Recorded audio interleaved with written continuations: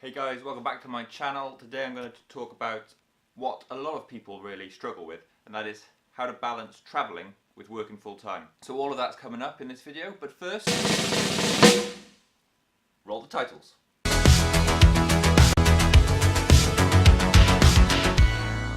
Okay, so welcome back to my channel. As I said, this video is going to be all about how to balance travelling and then working full time.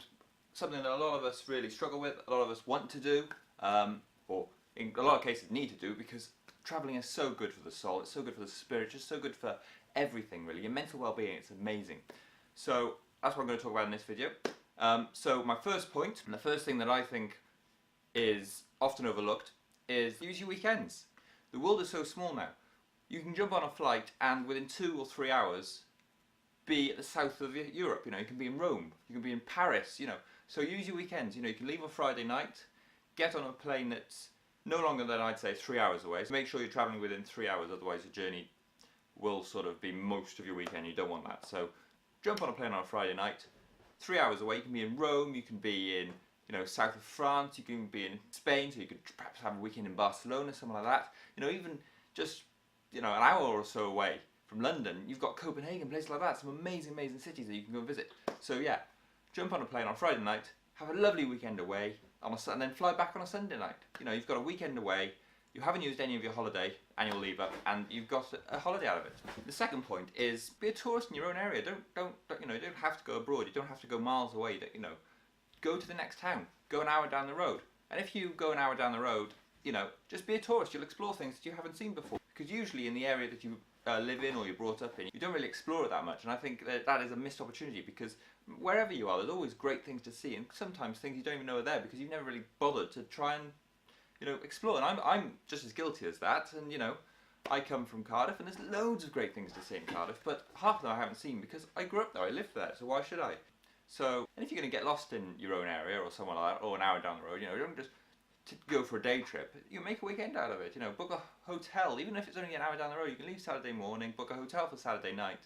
You can then spend 2 days there, and also being in those unfamiliar surroundings, a different place to sleep and everything, really makes you appreciate it, and it will make you feel like you're on holiday. So the next point is for people who can afford it, really. So take unpaid leave.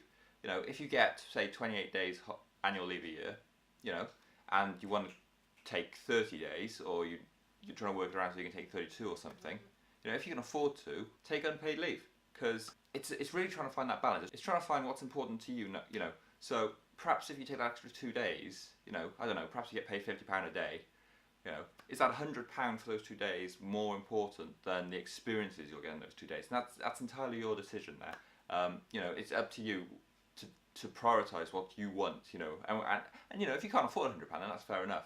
But yeah, take unpaid leave if you can afford it. Okay, my next point is work your annual leave around national holidays, bank holidays, things like that. Because, if you have a bank holiday on a Monday, take the Tuesday to Friday off, then you've used 4 days annual leave, you've got 5 days off. Last May, there was a system where you could take something like 14 days of annual holiday, but get about 28 days leave. So that's essentially a month of 14 days because of the way the bank holidays and weekends fell.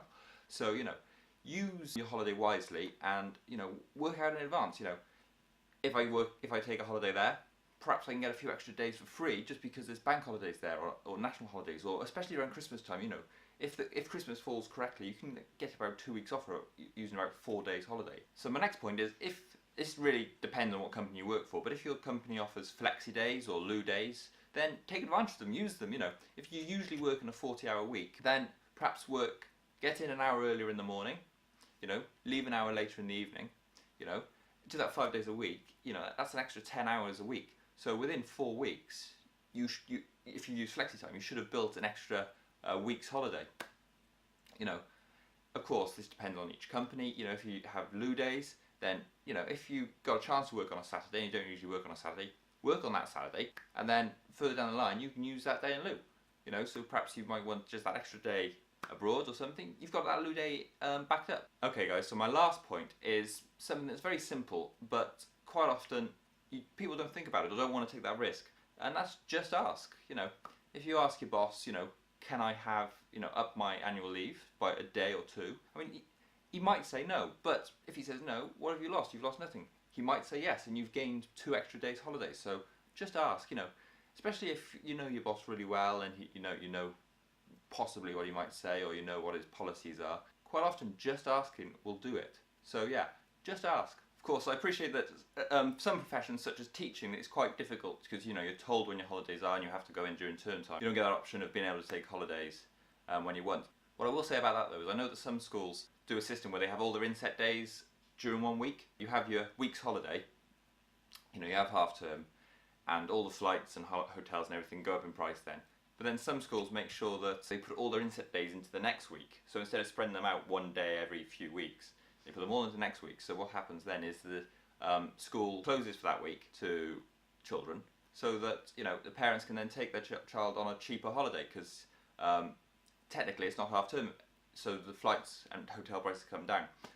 So perhaps get enough parents in and everything and ask for that. It might yeah, again, just ask. What's the worst that could happen?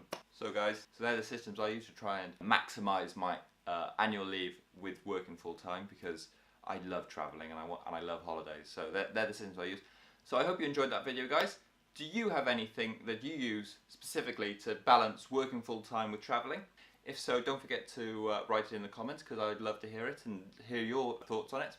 So guys, give this video a thumbs up if you really liked it. Also, don't forget to give it a thumbs down if you didn't like it, because that helps me learn. If you don't like it, tell me what you don't like about it. Also, don't forget to subscribe, because I give loads of advice, reviews, hints, tips on this channel about travelling, photography, filmmaking, that sort of stuff. So, if that's the sort of thing you're into, don't forget to subscribe.